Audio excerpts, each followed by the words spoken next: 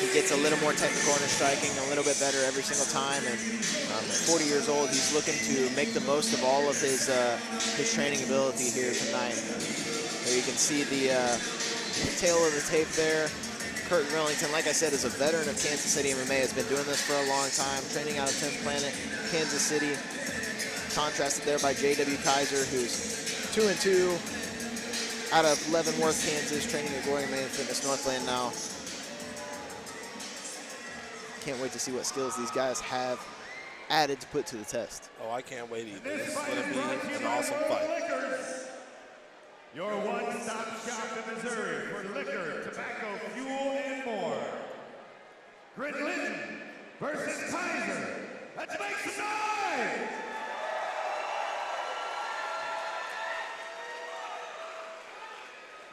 And neither one of these guys should be strangers to the big arena. Kirk Grinlinton's fought guys like Jared Roshaw. He's fought some of the top names, and then you have J.W. Kiser, who just stepped up in Bellator to fight one of their top guys. So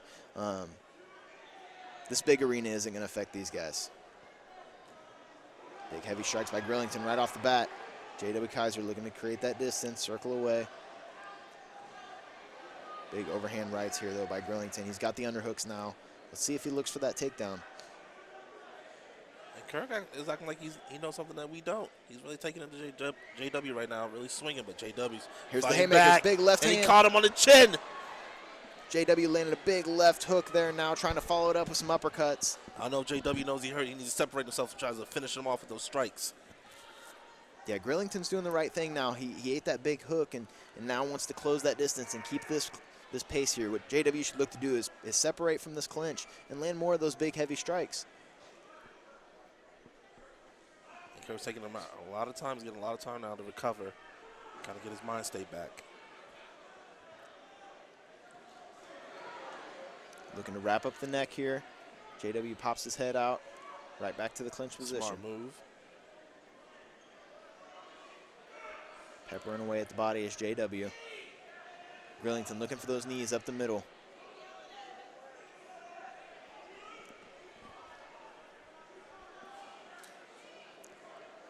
Grinlinton seeming to have recovered from that big left hook that he ate there.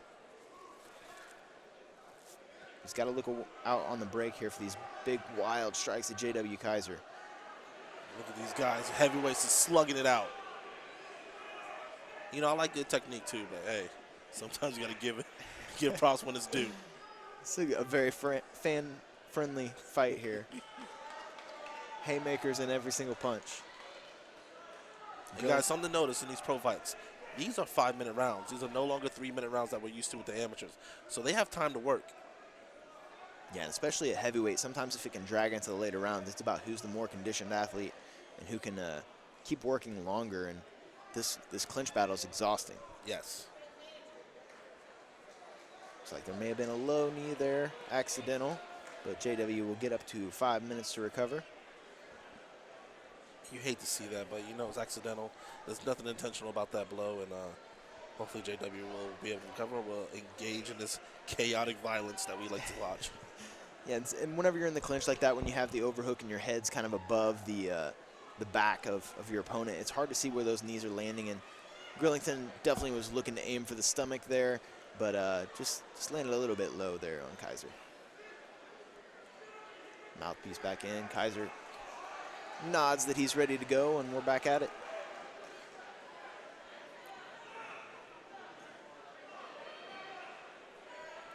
Back to the clinch, though. This seems to be where Grinlinton wants to be, is nice and tight in this clinch position. He's really worked a lot of good knees here.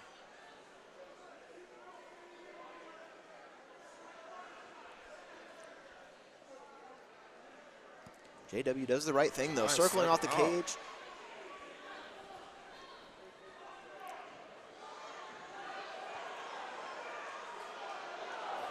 JW ducks under. I mean, those are big hooks that he's throwing. Does the right thing by ducking under. Yeah, each time there's just a little bit of separation. Both these guys are throwing huge haymaker strikes, and it could just take one at heavyweight to put somebody down. I mean, those small gloves, I mean, everything is possible.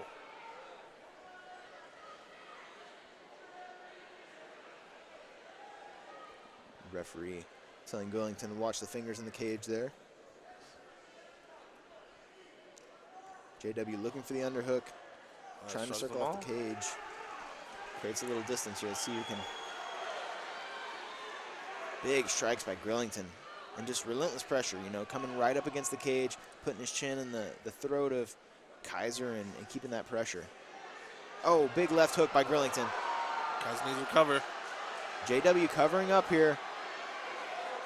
He's still in this fight, folks. JW comes back with a powerful uppercut. And that's where we see some of the biggest haymaker strikes from JW is whenever he's eating punches himself, that's when he fires in one of those big haymakers and always hopes to land right on the chin. Kind of that Chris Lieben type of, you know, he's never out of it. He's actually more dangerous when you think he's out of it. Oh, and JW Kiser gets a single leg. See if Kirk Grinlinton can put that blue belt to use here. Oh, it looks like a cut has opened up over the eye of Grinlinton. There's elbows on his pro level. Amateurs can't hit with the elbows. JW in mount now.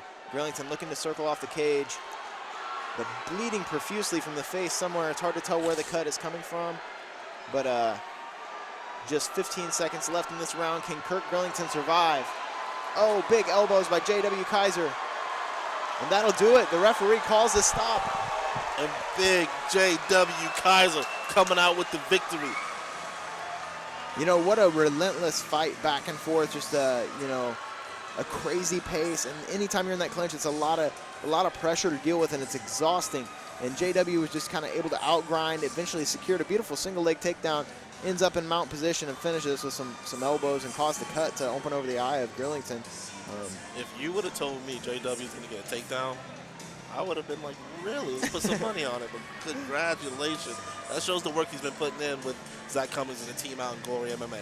Definitely. Yeah, really looked great everywhere. He did a good job of circling off the cage, landed a few big heavy strikes on the feet, and was able to deal with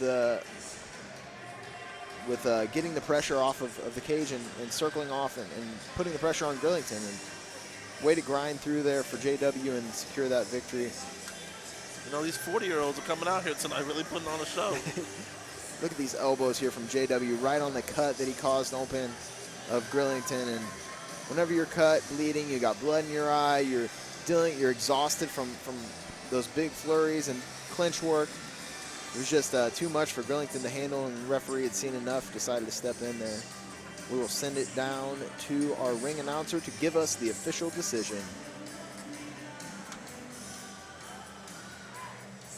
All right, ladies and gentlemen, this bout has ended. At 4 minutes and 47 seconds of the first round, your winner by TKO strikes out of the red corner, J.W. Kiser.